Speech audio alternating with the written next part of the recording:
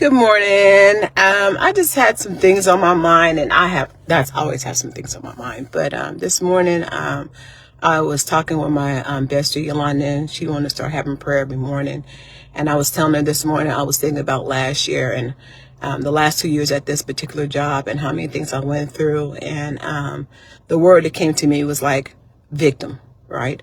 There was a lot of things I was going through that I thought were racially bound or just bound period of doing my job. And I became depressed somewhat, and I lost a lot of relatives back to back. My favorite family was a strong family, and we lost like 3 relatives back to back. That was difficult. Last year, or it was this year, my daughter got married and she eloped, and that was kind of heartbreaking. And then I got to thinking the word victim, right? Like, it's so easy to fall into that victim mentality and stay in that mentality. And so I'm gonna talk about work a little bit, because there were things that were said about me that were not true, and I would come home and be all upset. But in front of my employees, I would be like, "Hey guys, good morning," give everybody a hug, when really I needed the hug to encourage me to keep coming to work and to face the adversary. And then I would go home and be so upset about, they said this about me, they said that about me. Then I thought, why do you even agree with them? Why are you so upset about this? Because there's something in you must agree with they're saying, or you wouldn't react the way you react, right? And why are you owning what they're saying about you? And then I got to think about, everything came out of my mouth was I. And then when I become I became the victim.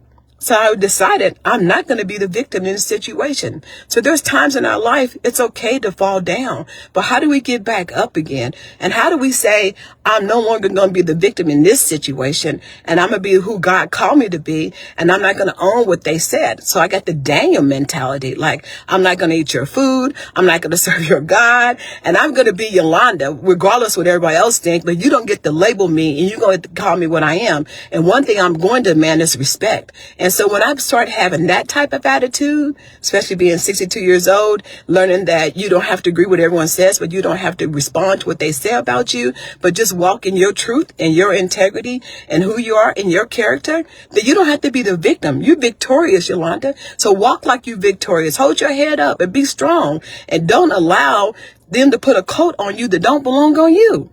And that took me a while. That took me about a year or so to go through that. And I thank God for that. And the reason why I thank God for that, because you don't know how strong you can be till you have to be strong. Amen. You don't know how strong you can be. So know that you are all that you're supposed to be, and you're perfect the way you are. And you don't have to own what other people call you, and you don't have to address what they call you. I was at a cookout the other day, and I was called out my name, and I'm like, girl, you've grown a lot.